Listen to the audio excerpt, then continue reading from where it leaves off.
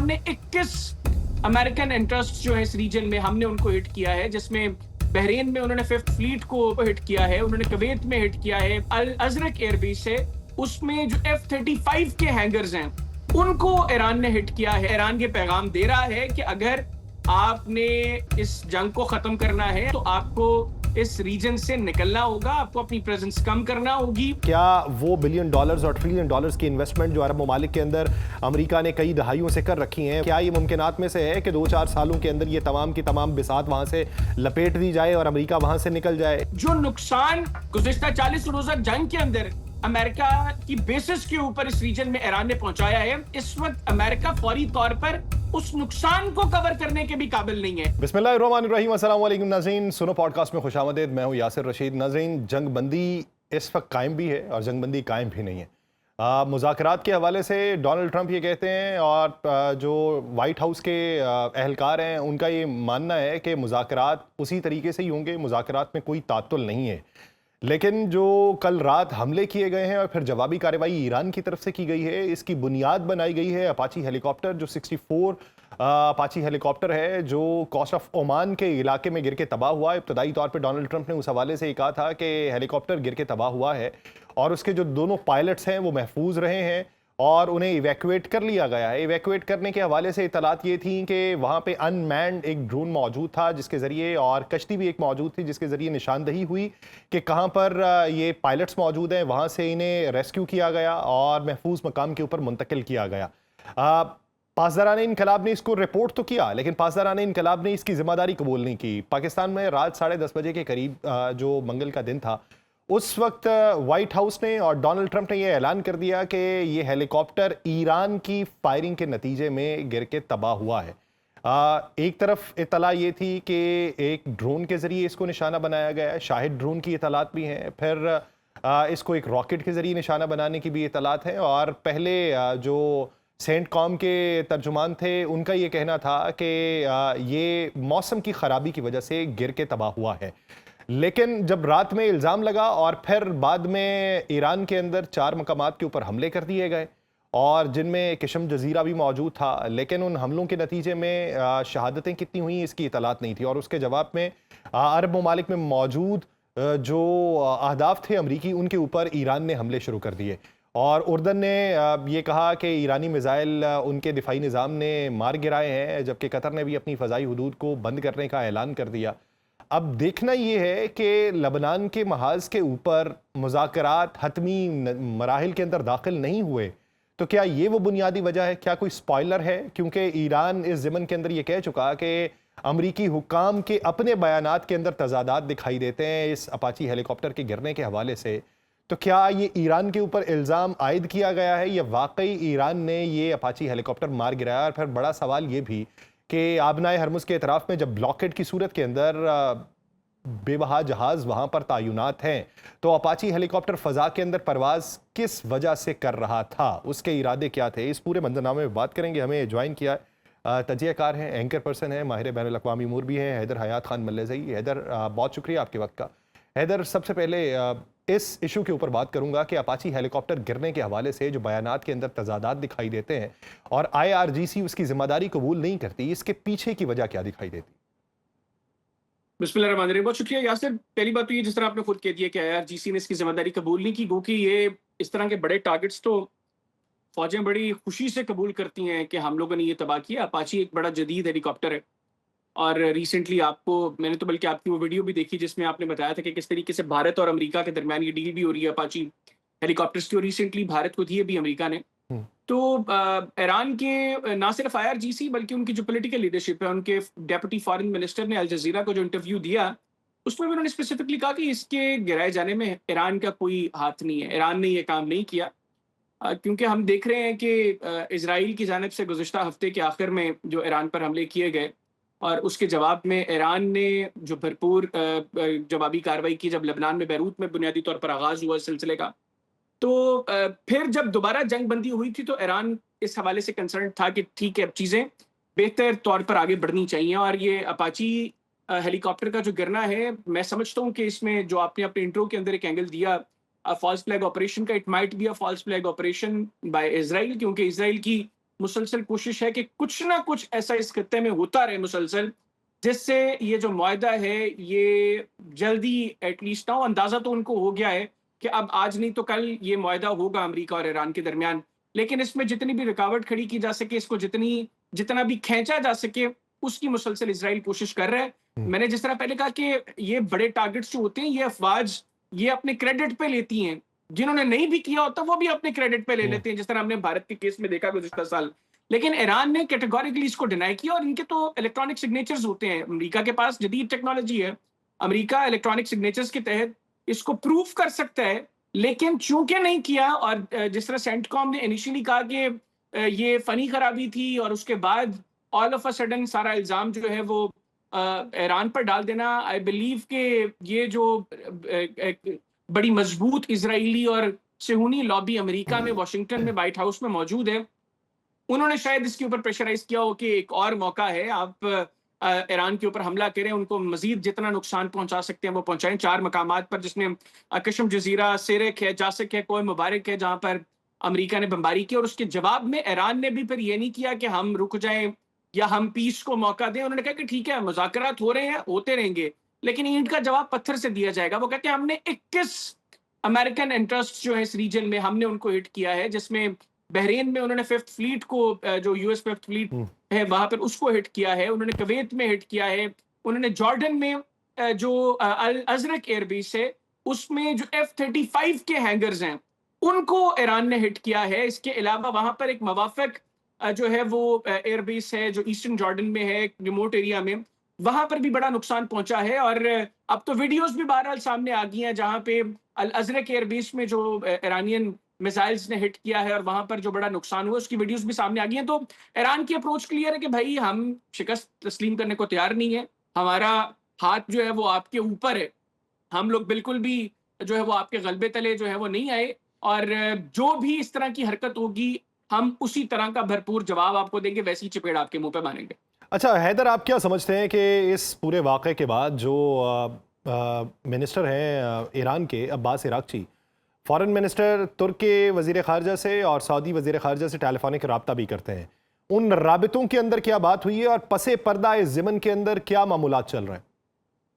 देखिए, एक तो जो सऊदी अरब और ईरान की जो एंगेजमेंट्स हैं, मैं समझता हूँ कि ये काफ़ी पॉजिटिव एंगेजमेंट्स हैं।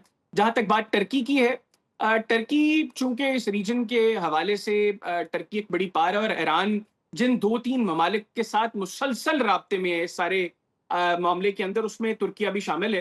तो तुर्किया के साथ जो राब्ता है उसमें बुनियादी तौर पर ईरान की जानिब से पैगामात हैं कि हम लोग अपने इंटरेस्ट से पीछे नहीं हटेंगे, जो हमारे इंटरेस्ट्स हैं हम उनके साथ खड़े हैं, हमारी जो रेड लाइंस हैं हम उनसे पीछे नहीं हटेंगे। अब फैसला ये आप लोगों ने करवाना है, या आप अमेरिका को हमारा पैगाम दे दें कि हम लोग पीछे नहीं हटेंगे, आपको इस खित्ते से जो है वो निकलना है। आपने अब्बास अरागची साहब की ट्वीट भी देखी होगी जिसमें उन्होंने कहा कि ये जो पर्शियन गल्फ है ये पर्शियन गल्फ ही है, इस खित्ते से आपको जाना है। ईरानी बड़ा गुरूर करते हैं, उनको बड़ा फख्र है अपनी जो है वो तारीख के ऊपर, तो वो क्लियर इंडिकेशंस जो है उनके पैगामात के अंदर भी हैं, और जिस तरीके से जिन ममालिक के साथ वो राब्ते कर रहे हैं वो भी क्लियरली इंडिकेट कर रहे हैं। मेरे पास तो कुछ इतलात है कि शायद चाइना से भी कुछ कॉन्टेक्ट्स हुए हैं ईरानियन अथॉरिटीज के, और चाइना ने भी उनको थोड़ा सा कहा है कि ठीक है, आपके इंटरेस्ट्स को अगर कोई डैमेज करने की कोशिश कर रहा है आप जरूर उसका जवाब दें, लेकिन कोशिश ये की जाए कि एस्केलेशन बढ़े ना, मामलात मजीद खराबी की तरफ ना जाए, क्योंकि जो इस सारे मामले के अंदर जो कभी भी रीजन ऑफ वॉर नहीं था, स्टेट ऑफ हॉर्मुज की क्लोजर, अब वो हमें दिखाई दे रहा है कि पूरी दुनिया के लिए जो है वो इस वक्त बहुत बड़ा खतरा बना हुआ है, और पूरी दुनिया की मईशत बहुत बुरी तरह मुतासर हो रही है।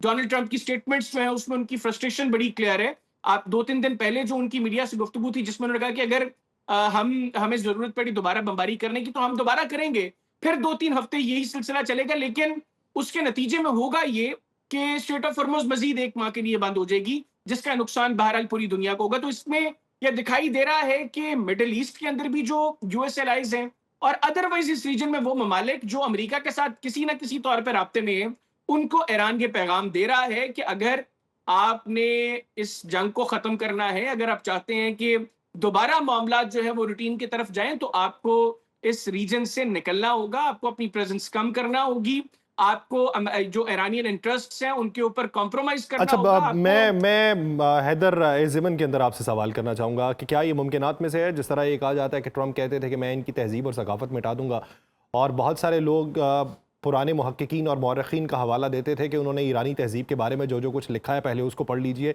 फिर इस राय का इजहार कीजिए।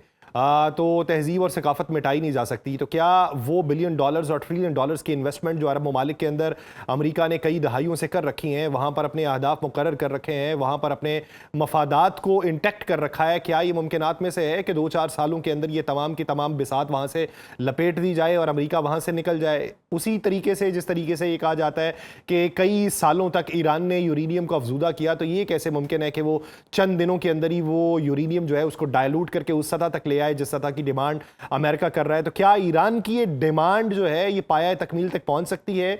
ये हकीकत के करीब तर लगती है? अच्छा देखिए, आपको डोनाल्ड ट्रंप जिस वक्त अपनी इलेक्शन कैंपेन कर रहे थे तो उन्होंने बड़ा क्लियरली कहा कि वो कुछ जंगों के हक में नहीं है। अब तो खैर उन्होंने कहा जी कि मैंने इस तरह बड़ी जंगों के हवाले से बात की थी, मैंने ये नहीं कहा था कि इस तरह की कार्रवाइयां अमेरिका नहीं करेगा। लेकिन उनको जो बैकलैश का सामना करना पड़ रहा है, अभी परसों फिर एक सर्वे आया है जिसमें उन्होंने बताया है कि अमेरिकी सदर अपने सियासी करियर के जो उनकी पॉपुलैरिटी का ग्राफ है वो निचली सतह पर है इस वक्त। 34 या 35% इस वक्त उनकी पॉपुलैरिटी है। तो एक तो ये चीज है। सेकेंडली जो आपने अमेरिकन इंटरेस्ट्स की, अमेरिकन बेसिस की बात की, अमेरिका की एक बड़ी जो है वो मजबूत प्रेजेंस है इस रीजन के अंदर। मैं नहीं समझता कि all of a sudden America यहाँ से शिफ्ट जो है वो चला जाएगा, अपनी बेसिस बंद कर देगा। जो बेसिस हिट की है ईरान ने, जो नुकसान वहां पर पहुंचा है, उसके बाद शायद अब दोबारा उनको उस तरीके से ऑपरेशनल ना किया जाए। महदूद सतह पर काम करने के लिए उन बेसिस को सिर्फ ऑपरेशनल रखा जाएगा। लेकिन आई बिलीव के प्रेजेंस कम हो जाएगी। अगर पहले फॉर इंस्टेंस यहाँ पर 2 दर्जन के करीब बेसिस हैं और 2 दर्जन के करीब एक्टिव ऑपरेशनल उनकी बेसिस हैं, शायद वो उनके जो नंबर ऑफ बेसिस हैं वो ऑपरेशनल उनकी तादाद में कमी लाए। जितनी बड़ी तादाद में यहाँ पर अमेरिकन फोर्सेस मौजूद हैं उनको थोड़ा सा कम किया जाए, क्योंकि जो थिएटराइजेशन का कॉन्सेप्ट है ना अमेरिकन मिलिट्री का, क्योंकि उनकी सैकड़ों की तादाद में बेसिस हैं। अब अमेरिका को इस चीज का अंदाजा हो रहा है कि इस रीजन में अमेरिकन इन्फ्लुएंस इतने अरबों खरबों डॉलर की इन्वेस्टमेंट के बावजूद वो नहीं पैदा हो पा रहा है। जो चीन और रशिया जिस तरीके से इस रीजन में उनका इन्फ्लुएंस बढ़ रहा है, तो अमेरिका की मुश्किलात में इजाफा हो रहा है। और अमेरिकन इकोनॉमी इस वक्त जो है वो ये बेयर नहीं कर सकती कि जस्ट इसलिए कि अमेरिका की अप्रोच ये, पेंटागन की अप्रोच ये, व्हाइट हाउस में ये अप्रोच है कि इस रीजन में अपनी प्रेजेंस जो है, अपनी डोमिनेंस क्रिएट करने के लिए जो नहीं अमेरिका क्रिएट कर पा रहा, अमेरिकन के मजीद अरबों डॉलर इस खित्ते में झोंके जाए।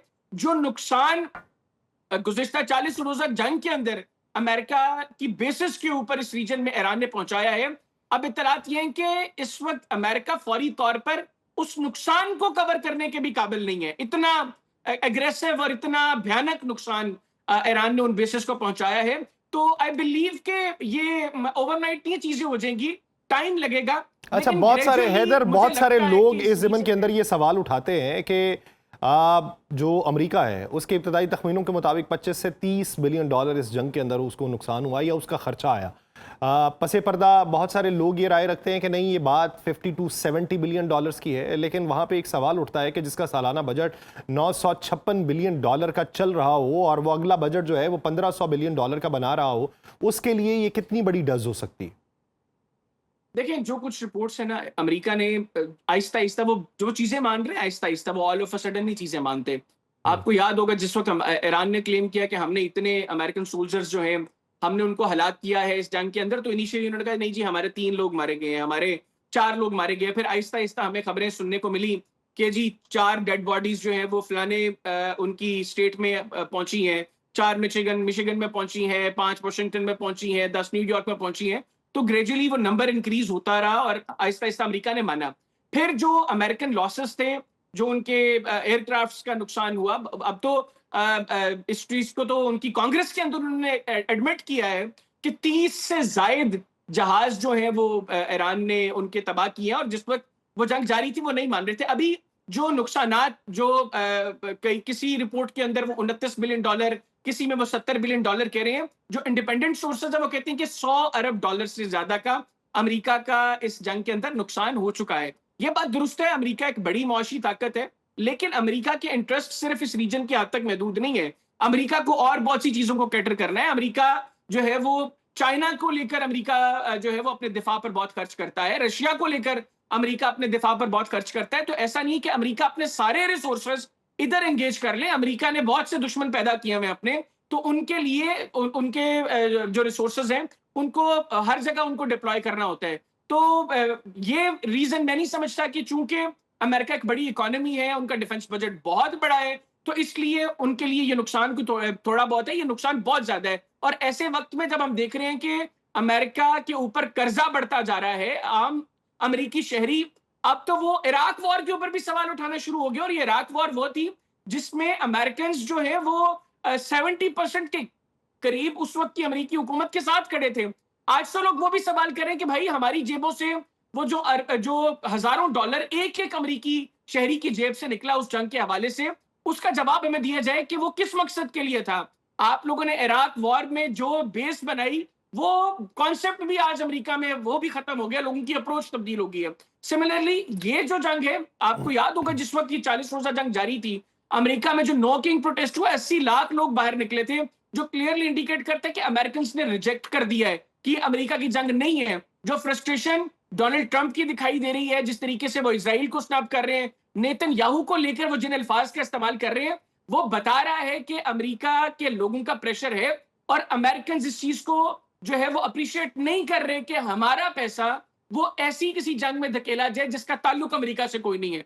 तो नुकसान 100 अरब डॉलर का हो या 1 अरब डॉलर का, अमेरिकन का प्रेशर है इस डोनाल्ड ट्रंप पर। और मैं ही नहीं समझता कि ये नुकसान जो ईरान ने पहुंचाया ये थोड़ा नुकसान है। अच्छा, मजमूई तौर के ऊपर देखा जाए तो एक बड़े पहलवान का एक छोटे पहलवान की तरफ से थप्पड़ का रसीद हो जाना भी उसके लिए कई दहाइयों तक एक शर्मसारी का बायस होता है। उसे वो वक्त नहीं भूलता कि जब उसके ऊपर ये थप्पड़ रसीद हुआ था।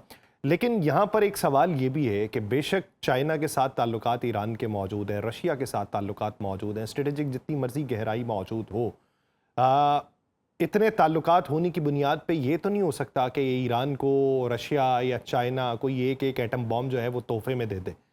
इस जंग की अखीर कहाँ पे होनी है, इख्तिताम कहाँ पे होना है, किस सूरत के अंदर होना है? वॉर ट्रॉफी डोनाल्ड ट्रंप को मिलती हुई दिखाई नहीं देती, तो वो जाम, वो गुरूर या वो पसमानदगी या वो पशेमानी किस तरीके से उनकी टूटेगी कि जिस पे बात जो है वो किसी और नहज पे जाके खत्म होगी? देखें, जंगें तो कौमों ने खुद लड़नी होती है। अब जिस तरह आपने खुद कहा कि चीन और रूस एटम बम तो दूर, वो अपना एक फौजी भी नहीं देंगे कि ईरान के लिए जाकर जो है वो तुम अमेरिका के खिलाफ लड़ो। हाँ, वो अमेरिका को शर्मसार करने के लिए ईरान की मदद जरूर करेंगे। और जिस तरह हमने देखा कि अभी गुज़श्ता रात ईरानियों ने अमेरिका का MQ-9 ड्रोन जो है वो जैम करके गिराया है। अब वो जैम किस तरीके से हुआ, मेरा ख्याल है कि ये भी मुस्तकबिल में चीजें सामने आ जाएंगी। और इसमें तो ये जो हालिया जंग के अंदर तो हमने तो बहुत से ये देखे, MQ-9 रेपर को भी गिराया गया, उतारा गया बल्कि, और इस तरह उनके मिसाइल भी जो है उनको भी उतारने की इतलात थी और रिवर्स इंजीनियरिंग की इतलात थी। उसमें तो ईरान की महारत मौजूद है, वो माजी में भी मौजूद रही, हाल में भी मौजूद है, मुस्तकबिल में और नई शक्ल में मौजूद होगी। देखिए, रिवर्स इंजीनियरिंग में तो इसमें कोई शक नहीं है कि ईरानी बहुत माहिर हैं, लेकिन उनको जैम करके जो उतारना था ये एक बहरहाल कमाल महारत का काम था, जिसमें ईरान को रशिया और चाइना की मदद हासिल रही है। और दूसरी जहां तक बात है डोनाल्ड ट्रंप के लिए वॉर ट्रॉफी की, ईरान डोनाल्ड ट्रंप को वॉर ट्रॉफी देने को तैयार नहीं है। आप ग्रेजुअली देखें, वो अब जिस तरीके की गुफ्तगू कर रहे हैं, मैंने पहले कहा state of Hormuz was never the reason of war, इसकी क्लोजर जो है it's a consequence of war. और अब वो सारा उन्होंने मामला लाकर खड़ा कर दिया जी कि स्टेट ऑफ हॉर्मुज़ बंद है, ये खुल जाएगी। इसका खुलना भी डोनाल्ड ट्रंप के लिए अब वॉर ट्रॉफी होगा। सेकेंडली, जो एनरिच्ड यूरेनियम जो गुज़श्ता साल अमेरिकन बंकर बस्टर बॉम्बर्स ने इस्फहान, फरदोब और नेतन्स की ईरानियन न्यूक्लियर साइट्स के ऊपर जो स्ट्राइक्स की थी, उसके बाद इस्फहान में जो दबा हुआ न्यूक्लियर एनरिच्ड न्यूक्लियर यूरेनियम है, जिसके बारे में हम अमेरिका कहते हैं कि डोनाल्ड ट्रंप बहरहाल कहते हैं कि ये न्यूक्लियर डस्ट है, तो वो जो न्यूक्लियर डस्ट है उसको निकालने के लिए अब उन्होंने खुद ही चीन का नाम ले दिया है और उसको डाइल्यूट भी वहां पर किया जाएगा। ईरानी इस चीज पर कहेंगे कि हमने वो एनरिच्ड यूरेनियम यहाँ से बाहर नहीं जाने दी, और अमेरिका ये कहेगा कि देखें जी हमने उसको डाइल्यूट कर दिया, अब वो अमेरिका के खिलाफ कभी इस्तेमाल नहीं हो सकेगा। ये भी इसको as a war trophy Donald Trump इस्तेमाल कर सकते हैं। बाकी इख्तिताम या सिर्फ मुज़ाकरात की मेज पर होगा। अच्छा, 40 लोग मजीद आपने कहा लड़ इसको गए, वॉर 4 ट्रॉफी के तौर पे जो है वो ऐलान किया जा सकता है, लेकिन हैदर एक सवाल है बीच में कि ईरान का अब मुतालिबा जो है वो तो यूरेनियम अफजूदा के ऊपर बहुत पीछे है। उनके मेन मुतालिबात में ये है कि फ्रीज एसेट्स जो हैं हमारे उनको जारी किया जाए, और फिर साथ ही साथ ये भी है कि आबनाए हरमुज के हवाले से बातचीत की जाए। अब जो मुंजमद असासे हैं उनकी बहाली के हवाले से अगर अमेरिका इकदाम करता है तो डोनाल्ड ट्रंप का वो मौक़िफ़ जो बारहा वो दोहराते रहे कि ओबामा ने 1.4 बिलियन डॉलर्स ईरान को दे के तारीख की सबसे बड़ी गलती की, और उन्होंने वही पैसा जो है वो फूंक दिया उसके अंदर नए मिसाइल बनाने के अंदर और यूरेनियम को इनरिच करने के अंदर। तो वो फ्रीज एसेट्स की बहाली किस तरीके से होगी कि जिस पे वो ओबामा वाला इल्ज़ाम भी ट्रंप के सर के ऊपर ना आए और बतदरीज वो पैसा मुख्तलिफ अशकाल में ईरान को भी जारी हो जाए? देखिए, अमेरिका आई बिलीव के करेगा ये, जो इनके फ्रीज्ड एसेट्स हैं वो मूव करेगा अपने एलाइज को। अभी कुछ इत्तलात हैं कि जो यूएस में ईरानियन फ्रीज एसेट्स हैं वो मिडिल ईस्ट में कुछ अमेरिकन एलाइज को दिए गए हैं, और कहा यह जा रहा है कि ये जो जंग में उनका नुकसान हुआ है उसकी कंपनसेशन के तौर पर उनको दिया जा रहा है।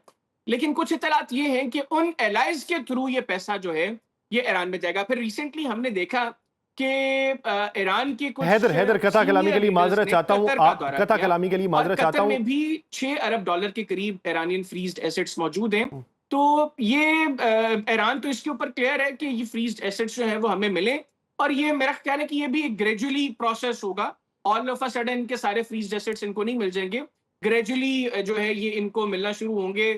उसमें ट्रस्ट फैक्टर बहरहाल एक बड़ा अहम है। जब अमेरिका को भी ये लगेगा कि ईरान ने जो कमिटमेंट्स की हैं ईरान उनको ऑनर कर रहा है, तो ग्रेजुअली वो चीजें रिलीज होना शुरू हो जाएंगी। बाकी स्टेट ऑफ हॉर्मुज के ऊपर ईरान बार बार बात कर रहा है कंट्रोल की। अगर आप उनकी स्टेटमेंट सुने तो वो कंट्रोल कह रहे हैं कि ईरानियन कंट्रोल इसके ऊपर बरकरार रहेगा, क्योंकि ईरान को अंदाजा हो गया है कि स्टेट ऑफ हॉर्मुज जो है वो इस वक्त उनके लिए, उनके पास जो है वो न्यूक्लियर बम से ज्यादा अमेरिका को नुकसान पहुंचाने वाला एक हथियार है। तो हो सकता है कि उसके ऊपर वो टोल चार्ज ना करें, या हो सकता है कि वो जो है वो बहुत कम टोल इसके ऊपर चार्ज करें, क्योंकि हमने यूरोप में कुछ ममालिक को सुना कि ठीक है अगर वो $1 पर बैरल चार्ज करते भी हैं तो हम इसको बेयर कर लेंगे, $1 की बहुत बड़ी अमाउंट नहीं है।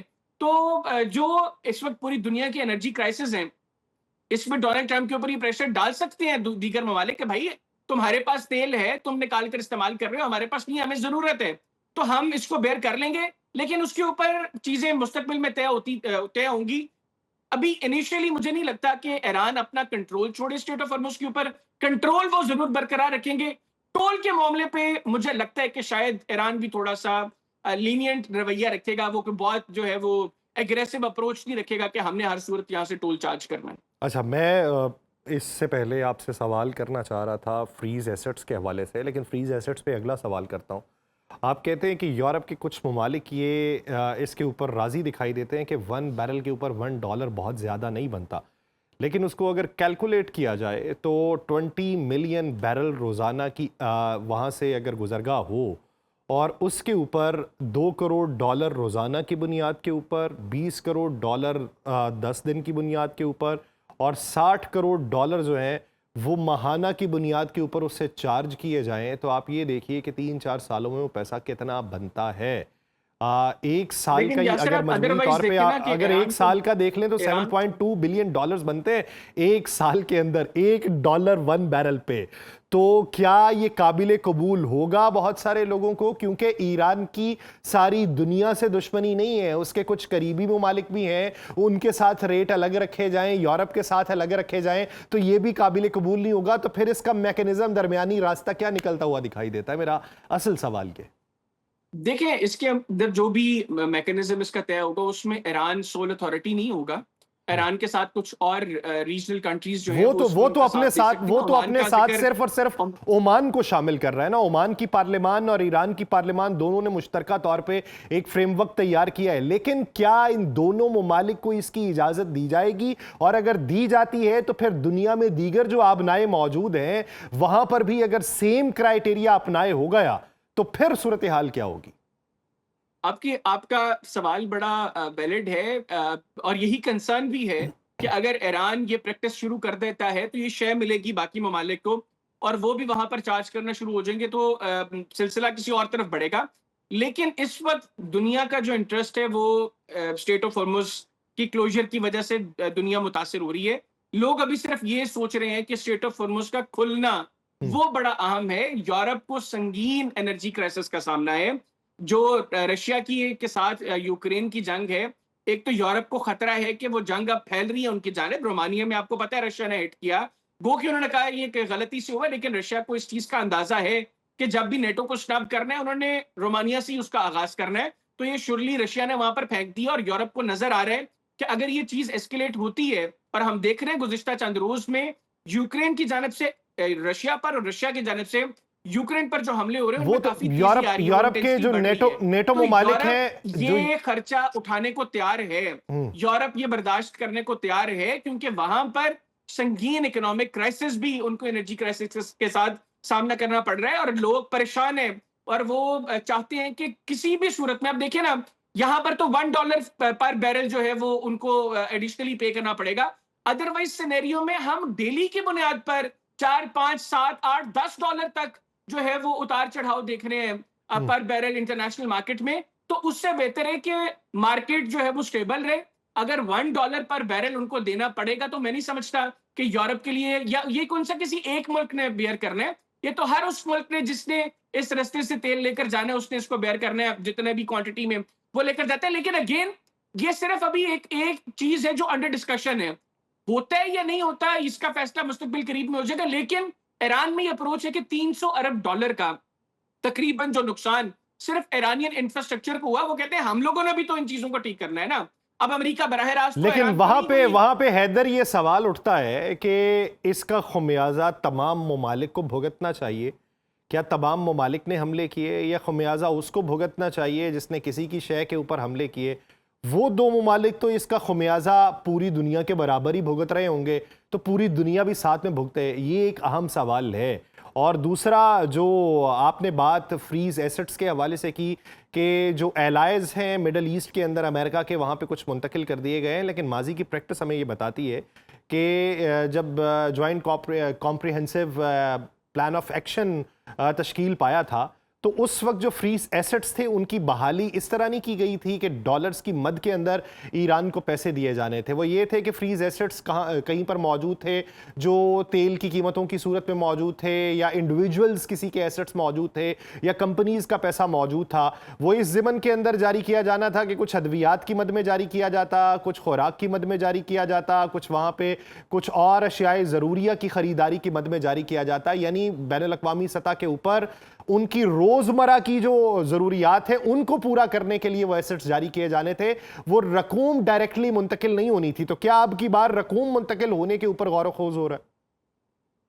देखिए यासिर, मुझे लगता है कि अभी भी इसी तरह का मैकेनिज्म बनेगा। अगर एलाइड्स जो है अमेरिकन इस रीजन में उनको ये ट्रांसफर किए गए, ये भी वेस्टर्न मीडिया रिपोर्ट कर रहा है। आई डोंट नो कि एग्जैक्टली ये हुआ या नहीं, लेकिन अगर हुआ है तो अभी भी इसी तरीके से मुंतकिल किए जाएंगे वहां पर डेवलपमेंट की मत पे कि जी ये प्रोजेक्ट्स हैं, कोई वाटर डिसैलिनेशन प्लांट है, या कोई हॉस्पिटल है, मेडिसिन के लिए, एजुकेशन के लिए, इंफ्रास्ट्रक्चर के लिए, इन्हीं मदों में जो है ये पैसा जो है वो ईरान को मुंतकिल किया जाएगा।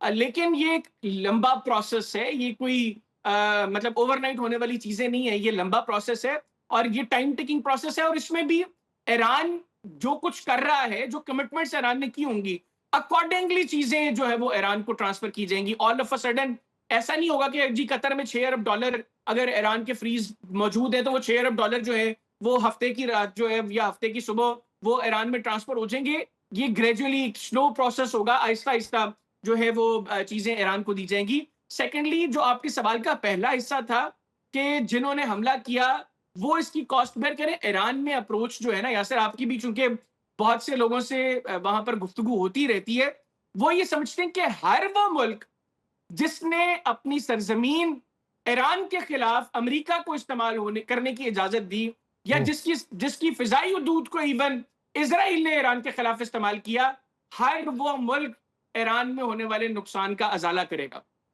ईरान के अंदर ये अप्रोच है। वो नहीं समझते कि सिर्फ अमेरिका और इजराइल जो है वो उनके नुकसान की भरपाई करे।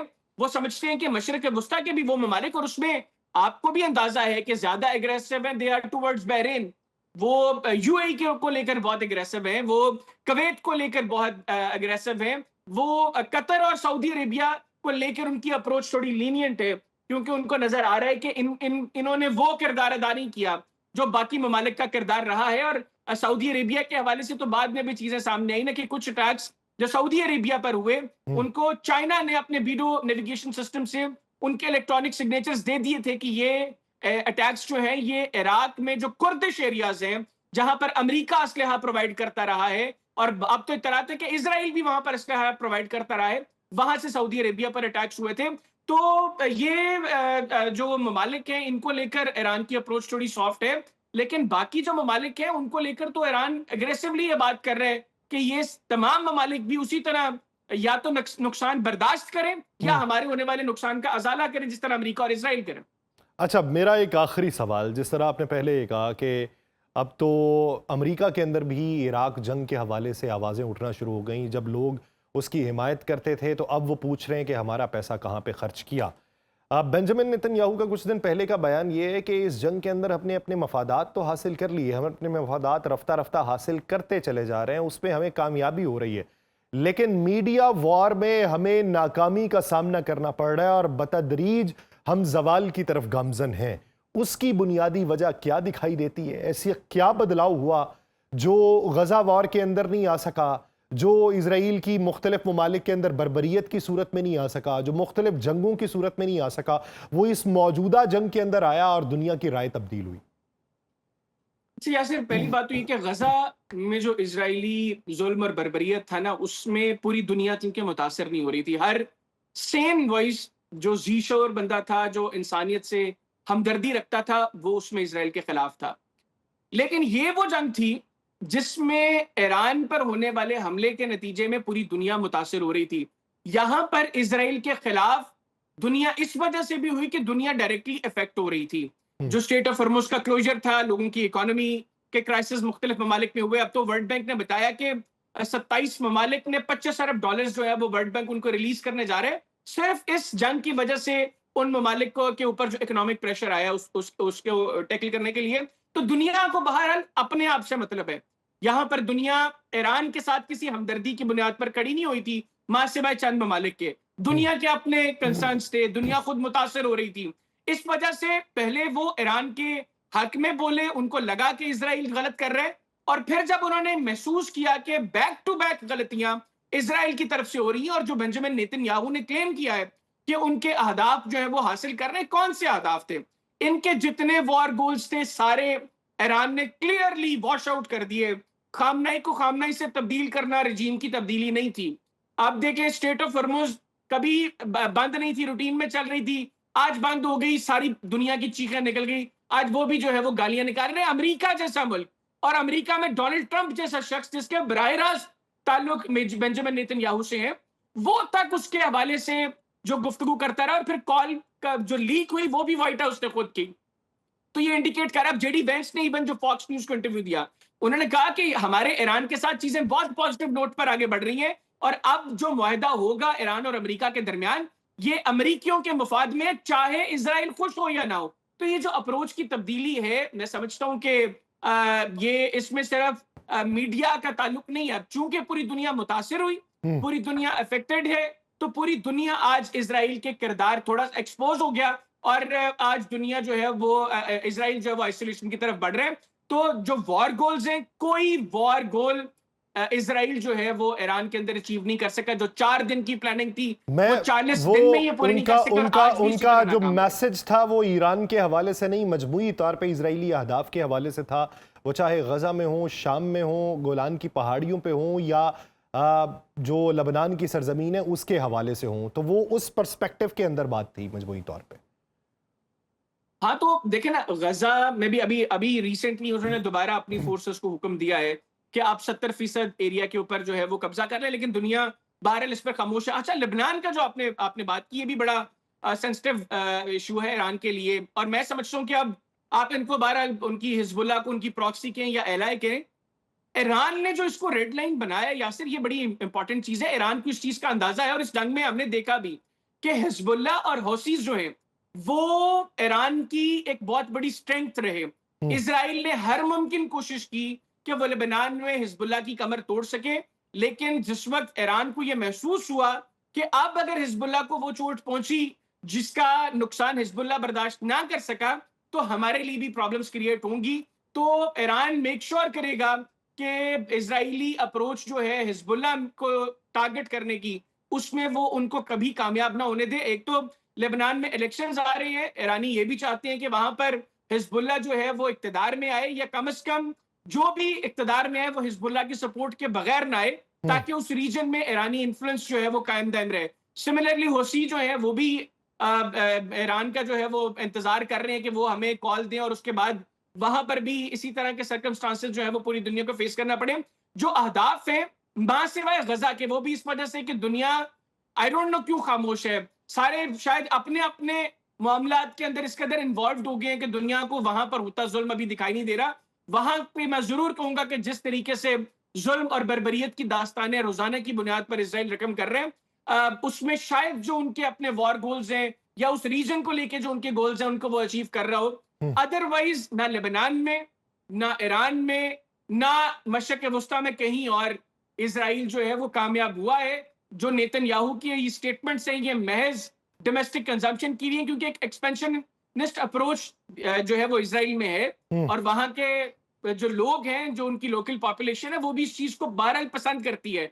आगे इस साल में इलेक्शंस है इसराइल में, तो नेतन्याहू को डोमेस्टिक कंजम्पशन के लिए ये स्टेटमेंट्स जरूर जो है वो देना पड़ रही है, लेकिन ये दुनिया ने देख लिया है कि इसराइल बुरी तरह नाकाम हो रहा है। दुनिया देख चुकी है कि इजराइल बुरी तरह नाकाम हो रहा है और इस जंग का जो बीच का रास्ता निकल रहा है वो किसी की जीत के अंदर नहीं निकलना, लेकिन उसमें फ़ायदा जो है वो ईरान को होता दिखाई देना है। अब देखना ये है कि वो फ़ायदा अमेरिका ईरान को कब तक फराहम करेगा। बहुत शुक्रिया हैदर खान इस हवाले से अपना वक्त देने के लिए। नाज़रीन, पॉडकास्ट का वक्त ख़त्म हुआ चाहता है, मुझे दीजिए इजाज़त। आपसे मुलाकात होगी किसी और एपिसोड और मेहमान के साथ।